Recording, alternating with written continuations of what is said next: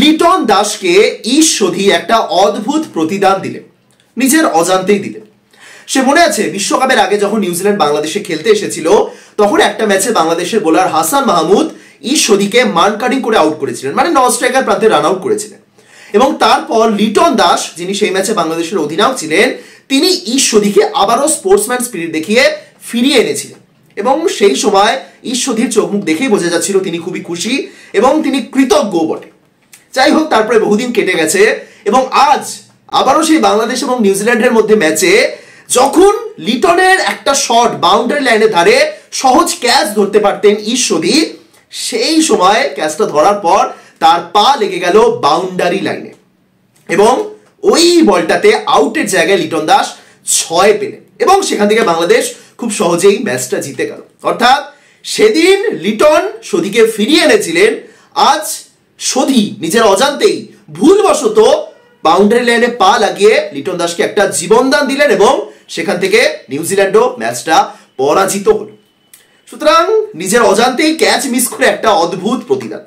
যাই হোক, ক্যাচ মিসকে কোনোভাবেই ডিফেন্ড করা যায় না, খুবই বাজে একটা ক্যাচ মিস ছিল এবং বাংলাদেশ প্রথমবারের জন্য নিউজিল্যান্ডের মাঠে টি20 ম্যাচ জিতল। জাস্ট কয়েকদিন আগের কথা, বাংলাদেশ নিউজিল্যান্ডকে ওডিআই ম্যাচে হারিয়েছিল নিউজিল্যান্ডের মাঠে এবং দাপটের সঙ্গে 100 রানের মধ্যে তারা অল আউট করে দিয়েছিল নিউজিল্যান্ডকে। এবং সেই ম্যাচে বাংলাদেশের বোলারদের যে প্রদর্শন হয়েছিল বা যে জায়গায় বাংলাদেশের বোলাররা শেষ করেছিলেন, ঠিক সেই জায়গা থেকেই আরো একবার বাংলাদেশের বোলাররা শুরু করলেন এবং নেতৃত্বে শরীফুল ইসলাম। 2023 সালে বাংলাদেশ ক্রিকেটে অনেক কিছু নেগেটিভ জিনিস রয়েছে, এশিয়া কাপ বা বিশ্বকাপের খারাপ প্রদর্শন, অনেক কিছু রয়েছে, আলাদা করে কিছু গোনার দরকার নেই, অনেক খারাপ প্রদর্শন রয়েছে এবং 2023-এ বাংলাদেশ ক্রিকেটের শ্রেষ্ঠ বছর হতে পারতো এমনটা অনেকে কিন্তু বছরের শুরুতে মনে করেছিলেন। যাই হোক, কিন্তু গোটা বছরে বাংলাদেশ ক্রিকেটের সবচেয়ে উজ্জ্বল দিক বা সবচেয়ে ভালো পাওনা কি, এটা যদি জিজ্ঞাসা করা হয় তাহলে আমার উত্তর হবে শরীফুল ইসলাম। গোটা বছরে বাংলাদেশের সবচেয়ে বড় পাওনা হলো শরীফুল ইসলাম। 3 ফরম্যাটের জন্য, টেস্ট বলুন, ওডিআই বলুন, টি20 বলুন, বাংলাদেশের শ্রেষ্ঠ পাওনা শরীফুল ইসলাম।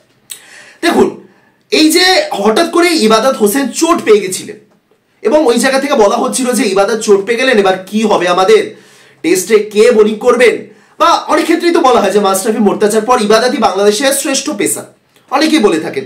যাই হোক, তো সেই ইবাদত হোসেন যে জায়গাতে চোট পেয়ে গেলেন, ঠিক সেই জায়গাতেই যেন শরীফুল ইসলামের নতুন করে উত্থান হলো। শরীফুল প্রমাণ করে দিলেন যে টেস্টে ইবাদতের রিপ্লেসমেন্ট হিসেবে বলুন বা ওডিআইতে নেতৃত্ব দেওয়া বলুন বা টি20তে নেতৃত্ব দেওয়া বলুন, সব জায়গা থেকে কিন্তু শরীফুল ইসলাম যথেষ্ট মানানসই একজন পেসার। আগের দিন ওডিআই ম্যাচে দুর্দান্ত বোলিং করেছিলেন এবং আজকে টি20 ম্যাচেও ঠিক ততটাই দারুণ বোলিং করলেন। আজকের এই ম্যাচের সবচেয়ে বড় টার্নিং পয়েন্ট যদি কিছু হয়ে থাকে সেটা হলো গ্লেন ফিলিপসের উইকেট। ওই জায়গাতে ফিলিপস যদি টিকে যেতেন, ফিলিপস কি করতে পারেন সেটা বাংলাদেশের বোলাররাই দেখেছেন, টেস্টে দেখেছেন এবং অল ওভার আমরা সবাই জানি ফিলিপস কি করতে পারেন টি20 ম্যাচে। সেই জায়গাতে ফিলিপসের যে উইকেটটা তুললেন শরীফুল, ওটাই কিন্তু ম্যাচের একটা বড় টার্নিং পয়েন্ট। তার আগে 2টো উইকেট পড়ে গেছে, আমি মানলাম, ওই জায়গাতে 1 রানে 2টো উইকেট পড়ে গেছে, তাও আমি বলবো যে ওই জায়গাতে ফিলিপস যদি টিকে যেতেন ম্যাচ হয়তো বাংলাদেশের হাতের নাগালের বাইরে চলে যেত। কিন্তু শরীফুল ওই জায়গাতে যে উইকেটগুলো তুললেন জাস্ট অসাধারণ। আগের দিন আমি বলেছিলাম যে নিউজিল্যান্ডের বাঁহাতি ব্যাটারদের সামনে শরীফুল যেভাবে একটু অফ স্টাম্পের বাইরে বোলিং করে বলটা হালকা ইনসুইং করে উইকেটে ফেলছেন, সেটা দুর্দান্ত ছিল।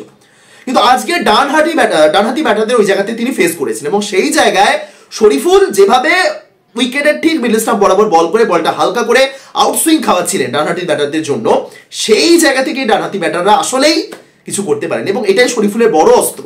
এটা বহুদিন ধরে তিনি প্রয়োগ করে চলেছেন, একজন ডানহাতি ব্যাটারকে ওভার দ্য উইকেট বোলিং করতে এসে হালকা অ্যাঙ্গেলে বলটা বাইরে পাঠানো এবং কিপারের হাতে বলুন বা স্লিপে ক্যাচ বলুন, অনেক ক্ষেত্রেই আমরা দেখেছি ব্যাটাররা কিন্তু হালকা করে একটা আউটসাইড এজ হয়ে আউট হয়ে যান। সুতরাং শরীফুল ইসলাম যেভাবে বোলিং করেছেন, তিনি বাংলাদেশের মাঠে হোক বা বিদেশের মাঠে হোক, বিদেশের মাঠে বরং একটু বেশি সাহায্য পাচ্ছেন তিনি, যেখানে সুইং কন্ডিশন একটু ভালো বা যেখানে পেসারদের জন্য কিছু রয়েছে, সেই জায়গাতে শরীফুল আসলেই ভালো। সুতরাং এই শরীফুল বা তানজিম এদের এই যে অস্ত্র, এগুলো ঠিকঠাক যাতে ব্যবহার তারা করতে পারে, তার জন্য কিন্তু পিচটা একটু পেসারদের সহায়ক বানাতে হবে। কারণ টেস্ট, ওডিআই এবং টি20তে তো ভালো হচ্ছে আমি মানলাম, কিন্তু টেস্ট যেটা পেসারদের মানে তৈরি হওয়ার জন্য যে পিচগুলো দরকার পড়ে টেস্টে, সেই জিনিসটা কিন্তু বাংলাদেশের নেই এবং বাংলাদেশ এবারে সেরা কান্ট্রিতে কোনো ম্যাচও খেলতে যাবে না এই WTC সাইকেলে। সুতরাং একটু পেসাররাও যাতে এভাবে এগিয়ে আসতে পারেন বা নিয়মিতভাবে এই যেভাবে বোলিং করছে সেই ধারাটা বজায় রাখতে পারেন। এবার বাংলাদেশ বোর্ডকে বা বাংলাদেশের পিচ কিউরেটরকে কিন্তু কিছু কাজ করতে হবে। যাই হোক, শরীফুল আসলেই ভালো বোলিং করেছেন।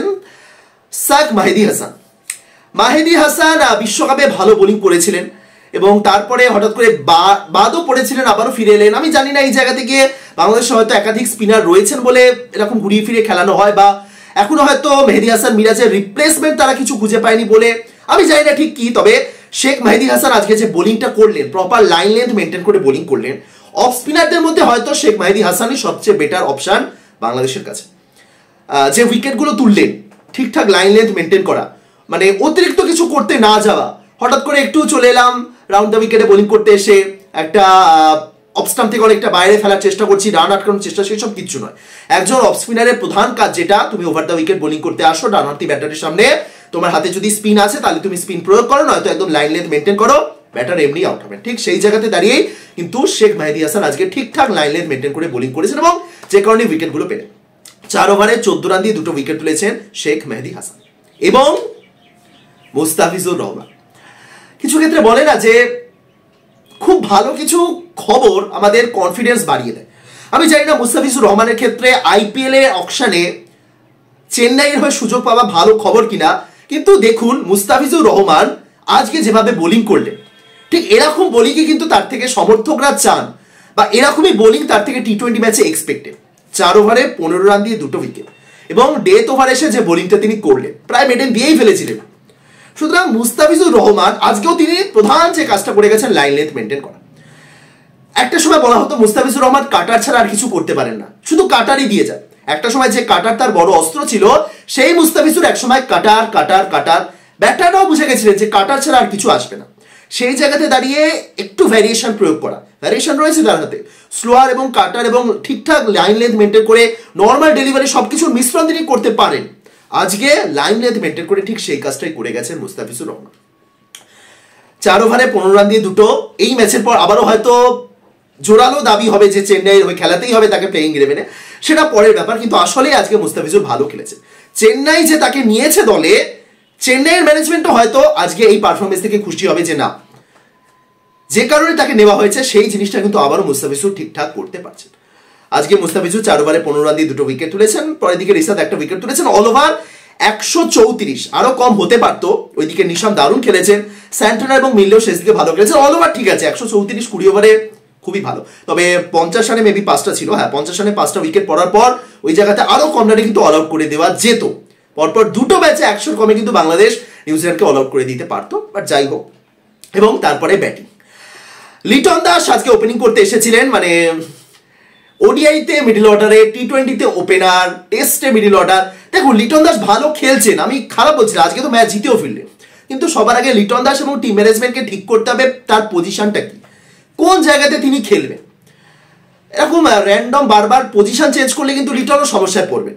লিটন ওডিআইতে 4 নম্বরে এই যে নামছেন, ওডিআইতে লিটনের জায়গা হয়তো 4 নম্বর নয়, কিন্তু আবার তিনি চেষ্টা করছেন কারণ দলে ওপেনার হিসেবে ভালো অপশন রয়েছে, সৌম্য ভালো খেলেছেন। আমি জানি না, লিটনের একটু এই পজিশনটা নিয়ে এবার কিন্তু একটু ভাবতে হবে, কারণ বারবার জায়গা বদল করলে আলাদা আলাদা ফরম্যাটে আলাদা জায়গায় খেলছেন, এরকম ভাবে কিন্তু হবে না। কারণ লিটন দাস এভাবে খেলে অভ্যস্ত নন। হয়তো কিছু ক্ষেত্রে মাঝে মাঝে খেলেছেন, আমি জানি, এটা আমি বলতে পারবো না। তবে আমার মতে একবার ওপেনিং করতে আসছেন, একবার মিডল অর্ডারে, এতে লিটনের কোনো লাভ হচ্ছে না।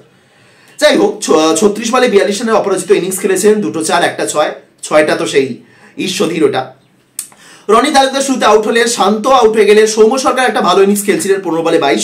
সত্যি কথা বলতে সৌম্য যে জায়গাতে ব্যাটিং করছিলেন, সৌম্য এবং লিটন যেভাবে ব্যাটিং করছিলেন, 67 রানে 2টো উইকেট, 10 ওভারের মধ্যে প্রায় 8-9 রান রেট নিয়ে ব্যাটিং করছিলেন এবং মনে হচ্ছিল ওই জায়গাতে হয়তো খুব আরামসে ম্যাচটা জিতে যাবে তারা। কিন্তু ওই যে বলে না, বাংলাদেশি ব্যাটারদের ক্ষেত্রে সহজ ম্যাচ কঠিন না করে তারা জিততে পারেন না, সেটাই হয়েছে। ওই জায়গা থেকে আফিফ এবং তৌহিদ আউট হয়ে যাওয়ার পর মনে হচ্ছিল হয়তো গেল, কিন্তু মেহেদী এবং লিটন শেষ দিকে ঠান্ডা মাথায় ম্যাচটা ফিনিশ করলেন। অবশ্যই আমি আবারও বলবো, ওই ক্যাচটা টার্নিং পয়েন্ট হতে পারতো। ওই জায়গাতে লিটন আউট হতেন, তানজিম সাকিব আসতেন। অবশ্যই সাকিব ব্যাটিং করতে পারেন, রিশাদ ব্যাটিং করতে পারেন, কিন্তু একটু তো চাপ হতো না, কারণ প্রথমবারের জন্য তারা নিউজিল্যান্ডের মাঠে T20 ক্রিকেট খেলতে এসেছে। যাই হোক, অল ওভার ভালো জয় পেয়েছে তারা। সিরিজ ইতিমধ্যে 1-0 এগিয়ে গেল বাংলাদেশ, সিরিজ জেতারও সুযোগ রয়েছে, আর দেখা যাক তারপর কি হয়। তবে শরীফুল ইসলাম, তানজিম সাকিব বা ব্যাটিংয়ের কথা বলি যদি আমি, নতুন করে সৌম্য সরকারের ফর্মে ফেরা, এই জিনিসগুলো কিন্তু বছরের শেষে বাংলাদেশের জন্য কিছুটা পজিটিভ জিনিস নিয়ে এসেছে। মানে একটা কথা আছে না, সব ভালো যার শেষ ভালো, সবটা ভালো হয়তো বাংলাদেশের হচ্ছে না, কিন্তু শেষটুকু ভালো, এটাই কিন্তু অনেকটা। এবং আবারও আমি বলবো, শরীফুল ইসলাম গোটা বছরে বাংলাদেশ ক্রিকেটের সবচেয়ে বড় পাওনা, যিনি প্রমাণ করে দিয়েছেন 3 ফরম্যাটে একজন বাংলাদেশি পেসারও কিন্তু দাপটের সঙ্গে বোলিং করতে পারেন, দাপটের সঙ্গে উইকেট তুলতে পারেন।